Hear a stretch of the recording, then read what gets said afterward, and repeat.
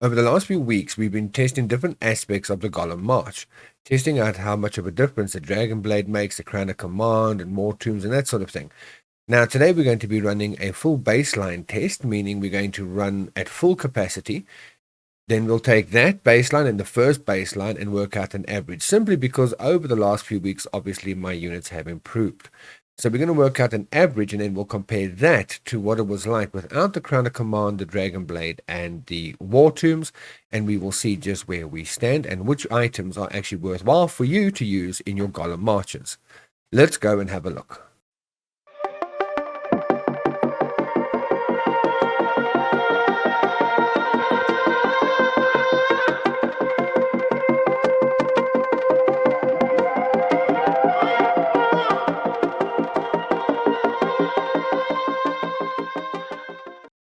Hey guys, Pokemon here, bringing you another video on the Golem March. Today we're going to be working out, once again, as we mentioned, our baseline so that we can find an average between the two baselines, and then we can compare. Now, I've got everything pretty much ready to go. I've got my city buff set up, I've got my accolades set up, I got my March set up and everything. I'm going to show you what the March looks like currently. This is the March that I utilize that's in the KOA document, linked down below in the description.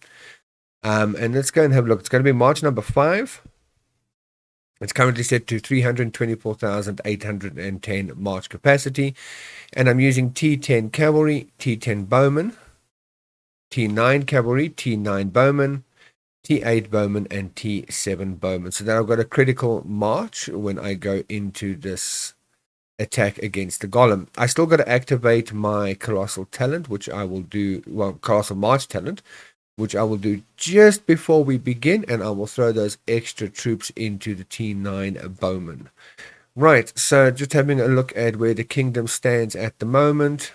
As you can see, to get into the top 10, we need to have 96 million damage.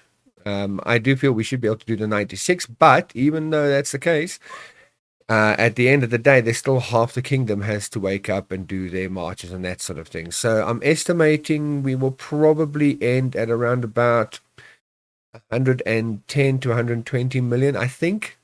Maybe I'm totally wrong, I don't know, but we also expect to be between 10 and 15 positions somewhere. All right, so let's go and start our marches and have a look. Currently, I've got my equipment set up. As you can see, I've got the right equipment on. I've got my Crown of Command on. My War Tombs are set up into the Bowman, which is the Arrows of Vengeance, which is for all Bowmen, and then the 1,000 Arrows, which is for the T9 Bowman. So that's ready to go. And we will now start off our actual march against the Golem. So we're going to go to the Golem. Before we do that, we're going to activate our Colossal Talent. And we do this to save ourselves a little bit of time. So we activate that. And then we come back here. We go to our march that we have set up. March number 5. Oh, I clicked save by mistake there. Right, so here we got the extra troops. As I said, we're going to put those into the T9 Bowman. So we go like that, and we click save. And we're going to check again one more time to see what it is. It's 335,000 is our march.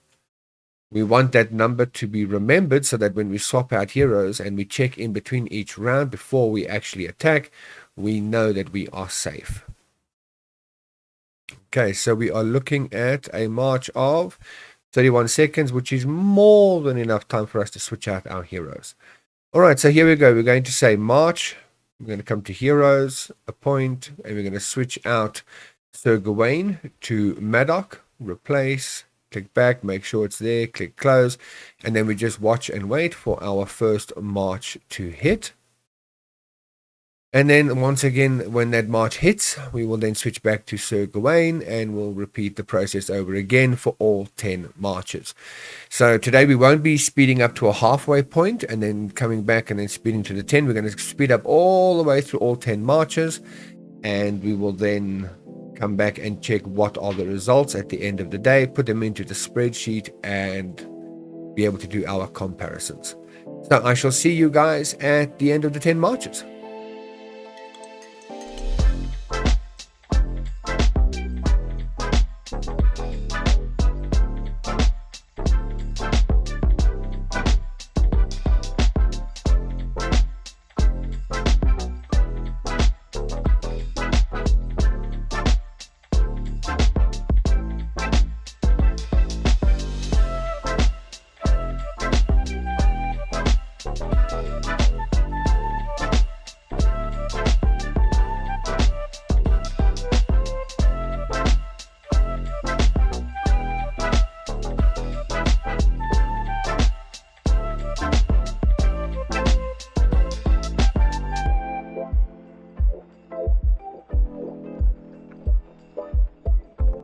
And there we go. That was the 10th and final attack. Now we're going to go look at the points that the attacks have achieved. Put them into the spreadsheet, and then we can actually do the comparisons. So let's start off over here. Okay, so first attack was 11.4 million. Second attack, 12 million. Third attack, 11.6 million. Fourth attack, 11.6 million. Fifth attack, 11.6 million. Sixth attack, 12 million. Seventh attack, 11.8 million. Eighth attack, 11.2 million. So that's the lowest one we've had so far. 11.3 million for the ninth attack, and for the last attack 11.8 million. Right, so let's go and put that into the spreadsheet and start the comparison there. Okay, so we have the Excel spreadsheet set up, and let's go and have a look at what that actually means. So what you'll notice here is that the new two columns is baseline 2 and average. Baseline 2 is the attacks we did today. And obviously right down at the bottom, we've got an average of 11,669,000. Comparing that to the first baseline test we did, where we got an average of 11.139 million. It's a small jump, but it is a jump nonetheless. So in the column called average, we've actually taken the average of baseline 2 and the average of baseline 1 and worked out the overall average of those, which means we get an average of 11.4 million. Now, comparing that to having no war tombs, 10.1 million versus 11.4 million. So it's a 1.3 million difference. Obviously, the war tombs does make a big difference to us. The no Dragon Blade, 11.4 million versus average of 11.4 million. So the Dragon Blade did absolutely nothing for us whatsoever. Having no crown, we average of 11.4 million to an average of 11.4 million. So it didn't make that much difference. However, that's working on the averages. Let's look at the highs and the lows now. The low for our new baseline test was 11.27 million. The low for no Dragon Blade was 11.3 million. So basically average, basically the same. Our high for our new baseline was 12.0 million, 12 million basically. And the high for the Dragon Blade was 11.7 million. Definitely much higher than the no Dragon Blade. So the Dragon Blade really does not make any difference to our game. Maybe it does to somebody who's got a bigger stronghold. We'll have to test that out. But for us at SH32 with T10 troops and that sort of thing, with a 330,000 march capacity, it doesn't make enough of a difference.